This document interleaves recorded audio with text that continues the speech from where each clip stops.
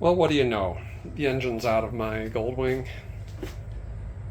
I did not really intend to need to pull the engine from the beginning, but I decided there's no way I'm ever going to make this bike look the way I want it to look without this engine coming out.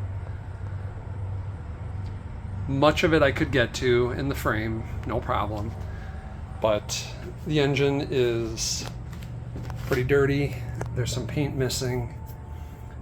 I believe that I'm going to need to get really good with masking tape and silver engine spray paint and beautify this thing. It's gonna need it.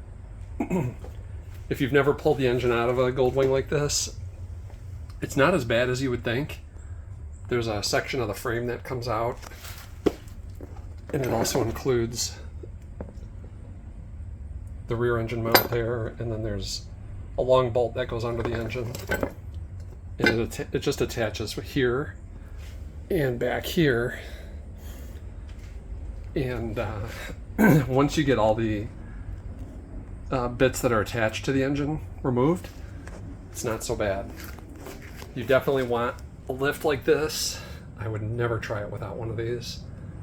You can get these fairly cheap. I bought mine secondhand. I think I gave 40 bucks for it, maybe 20, but this is the way to go.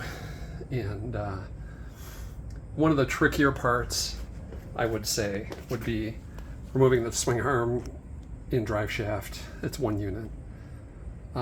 There's a small snap ring that's here, so you need some right angle snap ring pliers to reach inside and get the snap ring off.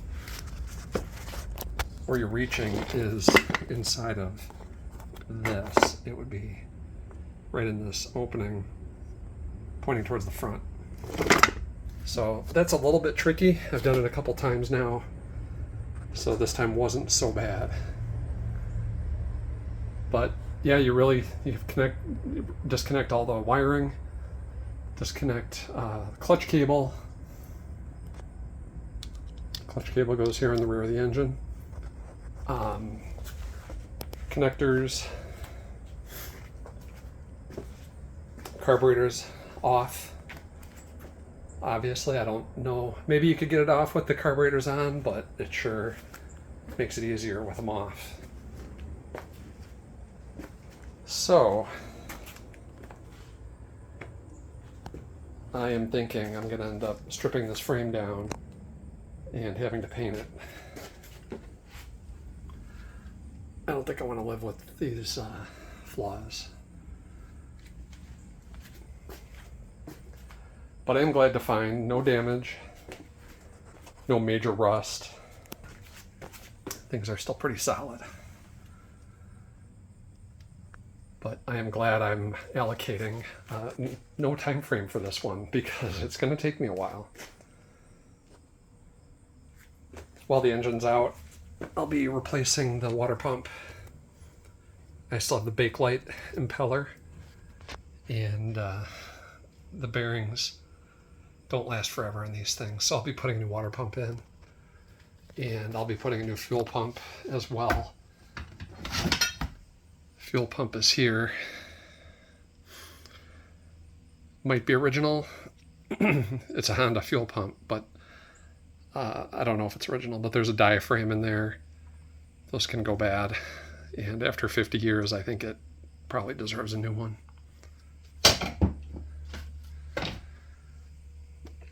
So I was glad to find the coolant was nice. The oil was full, nothing weird in the oil. I drained it.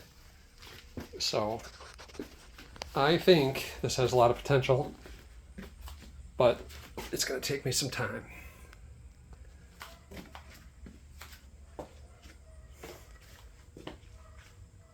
So there we go. Kind of off to a start, and let's see where this takes us.